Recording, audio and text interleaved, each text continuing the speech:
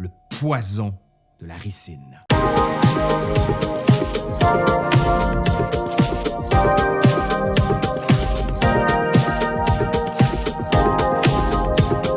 Ça fait des millénaires que des sociétés utilisent le ricin et ses graines comme plantes médicinales. Des documents égyptiens remontant à 3500 ans décrivent des recettes à base de graines de ricin pour préparer des laxatifs, pour soigner des abcès, pour stimuler les fonctions urinaires et même pour combattre, tenez-vous bien, la calvitie. Ouais. Plusieurs médecins de l'Antiquité vont aussi vanter les mérites des graines de ricin, mais aussi des feuilles dans la préparation de divers remèdes sous la forme de cataplasmes, de bandages ou de préparations qu'on ingère. Là, vous vous dites, ouais, puis là, l'arme bactériologique, où est-ce que ça arrive dans tout ça? Bien justement, les Égyptiens savent qu'on peut consommer la pulpe des graines de ricin, mais à très petite dose, parce que c'est hautement toxique. Et on peut facilement penser que plusieurs personnes à travers les siècles ont été intoxiquées accidentellement en consommant trop de graines de ricin. Mais la ricine, cet agent toxique mortel qui a fait souvent les manchettes, ben c'est une invention qui est quand même assez récente. On remonte à l'année 1888. Le microbiologiste allemand Peter Hermann Stillmark expérimente avec les résidus provenant de la fabrication d'huile de ricin, ce qu'on appelle à tort l'huile de castor, ce qui est un super laxatif à l'époque. Au bout du processus, Stillmark obtient une poudre blanche à première vue qui est inoffensive. Mais ce nouveau poison est d'une incroyable toxicité. Pour vous donner une idée, la ricine est 6000 fois plus toxique que le cyanure. Des tests menés en laboratoire sur des animaux, malheureusement, ont permis de déterminer que ça en prend pas beaucoup pour tuer un humain. En fait, on parle d'une quantité équivalente à ceci, ça, comme ça. Ouais. Vous voyez rien? Rien? Ben, c'est parce que c'est parfaitement normal, parce qu'on parle de seulement 3 mg. Ouais. 3 mg suffisent à tuer toute personne qui en aurait respiré. Ça, pour vous donner des mesures, c'est 0,0006 cuillerées à thé. Puis comme si c'était pas déjà assez terrifiant de même, la ricine peut entrer dans l'organisme d'une potentielle victime non seulement par voie respiratoire, mais aussi par ingestion, voire même injection, comme c'est soluble dans l'eau, bien sûr. Et on s'entend que rendu là, c'est pas un accident. Oh que non. De la ricine, ça s'achète ni au dépanneur ni à la pharmacie du coin.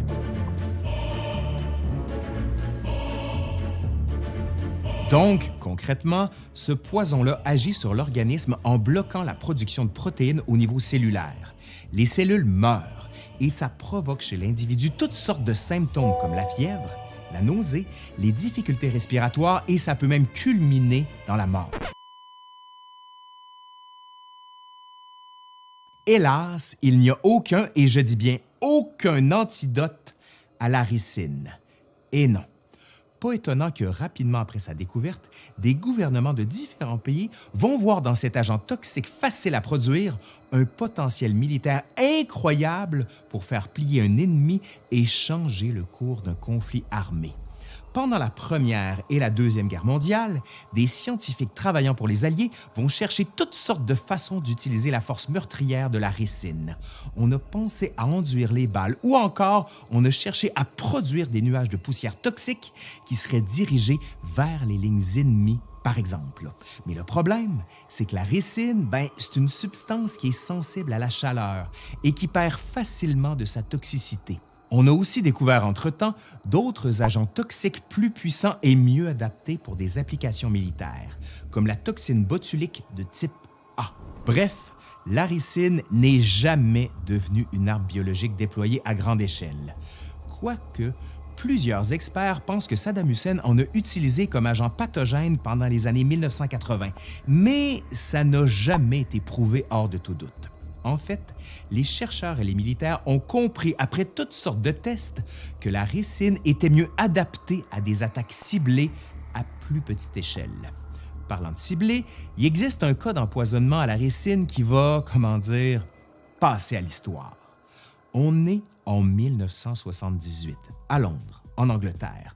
On est alors en pleine guerre froide. Un commentateur et dissident politique bulgare du nom de Georgi Markov marche sur le pont Waterloo. Comme tous les jours de la semaine, Markov attend son autobus pour se rendre à son travail, à la radio de la BBC, le diffuseur public britannique. Et là, soudain, un marcheur le percute sur le pont, tout en trébuchant. Markov ressent alors une sensation de piqûre au niveau de sa cuisse. Rendu au travail, il aurait raconté à un collègue avoir vu un homme ramasser un parapluie au sol et quitter rapidement la scène en taxi. Quelques instants plus tard, Markov est admis à l'hôpital pour une forte fièvre. 3 jours plus tard, il meurt. Selon des documents d'enquête, le dissident aurait été piqué par l'embout du parapluie de son assaillant. Un dispositif assez ingénieux dissimulé à l'intérieur de l'objet aurait libéré dans la plaie de la victime un minuscule projectile, pensé à un plomb de fusil à air comprimé, mettons là, qui contenait de la ricine. Cette arme nouveau genre est connue dans le langage courant comme étant le parapluie bulgare. Mais pour ceux que ça intéresse, une réplique est présentée au Musée international de l'espionnage à Washington. Pour ce qui est du coupable dans cette affaire du meurtre au parapluie dans les années 70, il n'a jamais été épinglé. Le principal suspect, un Italo-Danois, est mort en 2021. Cet assassinat digne d'un film de James Bond va fortement marquer l'imaginaire collectif et faire des émules, parce qu'au cours des décennies qui suivent, plusieurs assassinats et tentatives d'assassinat à la ricine vont se produire, avec souvent comme dénominateur commun que le présumé assassin travaille pour le compte du KGB, les services secrets soviétiques. Puis, dans les années 1990, on voit aussi des cellules terroristes qui vont utiliser ce poison-là pour faire du bioterrorisme. On dit que c'est l'arme parfaite. Pourquoi? Parce que ça prend pas forcément un doctorat en physique quantique pour en produire. Et puis les graines de ricin, la plante dont je vous parlais plus tôt, se trouvent assez facilement. But with this, you slip it into his food or drink. There shouldn't be any taste or smell. 36 hours later. En 2002, les autorités britanniques vont d'ailleurs démanteler un laboratoire clandestin de ricine opéré par un chimiste de 27 ans. Aux États-Unis, les autorités ont détecté à quelques reprises la présence de ricine dans des lettres et des colis adressés à des hommes et des femmes de la classe politique. Même qu'en 2020, le président Donald Trump a reçu une lettre empoisonnée à la ricine.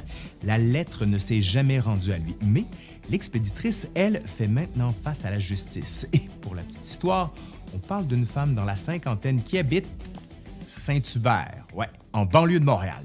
Maintenant, la prochaine fois que vous vous baladez dans un jardin et que vous voyez la main du Christ, dites-vous bien une chose, avec un peu de chance, jamais vous ne serez aussi proche d'une arme biologique. En tout cas, je vous le souhaite. Allez, c'est fini pour aujourd'hui. Merci à Hugues Bélanger qui a écrit cette vidéo et qui travaille magnifiquement bien d'ailleurs sur un petit projet qui s'appelle « La folle histoire de la médecine ». Ben oui.